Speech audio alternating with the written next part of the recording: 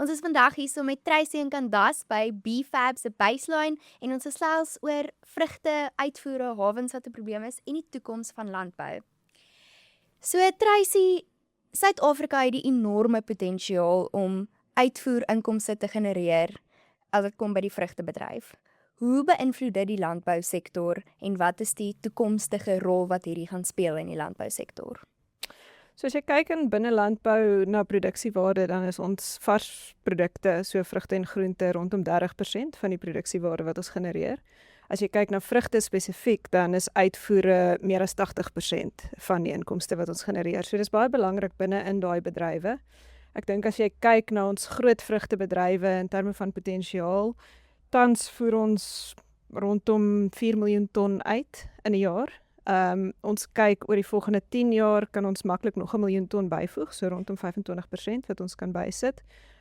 Ons bedryf is baie mededingend, weet dis ons produsente is sterk, ons benefit so bietjie van seisonaliteit, ons kan in die noordelike halfrond instuur op 'n ander tyd as wat van die ander produsente kan.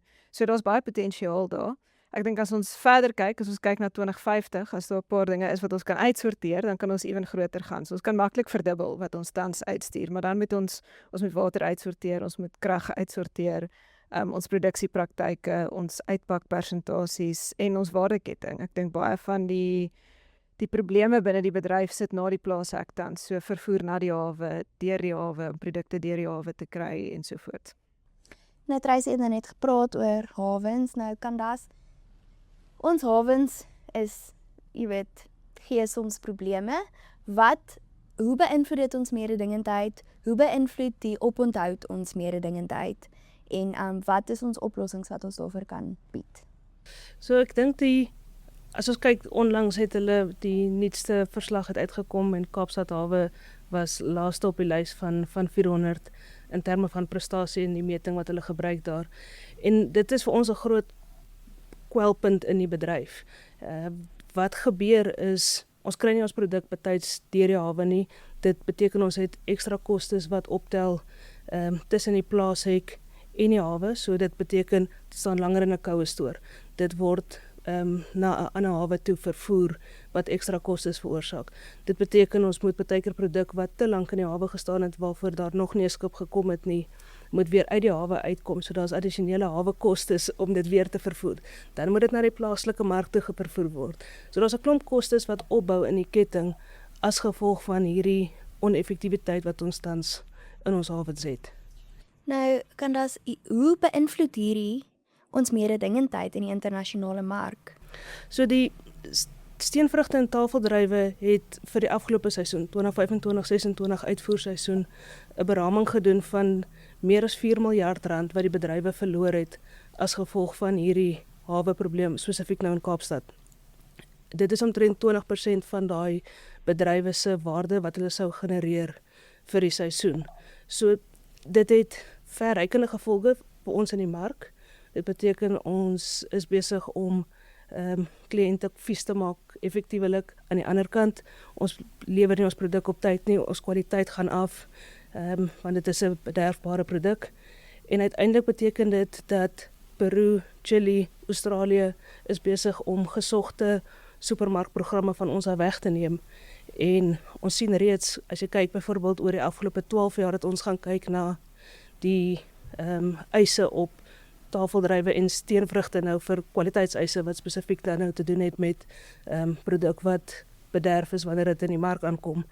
En daar het ons gesien dat na COVID het dit drasties toegeneem, die eise, en 'n groot deel daarvan is as gevolg van die hawens.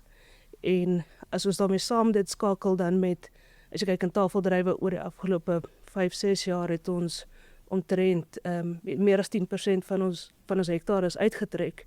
So daar's definitief van direkte impakte terug tot by die plaas en dit het verrykende gevolge nie net vir die produsente self nie, maar ook vir arbeid, ook vir jy weet buitelandse valuta, daar's verrykende gevolge vir almal in die ketting in die proses. Tracy, nou hierdie probleme met die hawens wat teruggaan tot by die produsent, wat is die oplossing? Hoe gaan ons infrastruktuur lyk? Hoe moet dit lyk vir ons om vorentoe te gaan in die landbousektor? Kyk, ek dink oplossings is nie maklik nie, anders sou ons dit al lank al uitgesorteer gekry het, maar natuurlik samewerking, ek dink partnerships tussen die regering, tussen Transnet, tussen die ouens wat die hawens bedryf en die privaat sektor, die produsente. Ek dink daar is baie inisiatiewe aan die gang, maar nog meer is nodig. Ek dink Candace het vroeër verwys na die Kaap wat heel onder lê as jy kyk na die Wêreldbank se prestasie-indeks, maar in eerlikheid is ons ander hawens ook nie ver agter nie.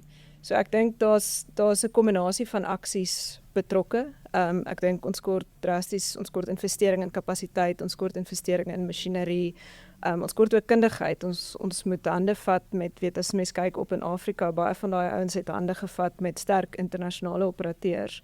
Daai ouens bring ondervinding, hulle bring geld, hulle kan investeer in wat nodig is. En dan sien jy dat daai baie optel. So ek dink daar's twee aspekte daarvan. Die een is die fisiese infrastruktuur en die ander een is die effektiwiteit van hoe dit bestuur word. Maar ek dink dit is natuurlik nie 'n kort en 'n maklike antwoord nie. Maar die baseline wat ons vandag gaan vrystel, gaan ons so 'n bietjie dieper daarin en ek dink daar's 'n paar goed wat daarin genoem word wat mense na kan kyk.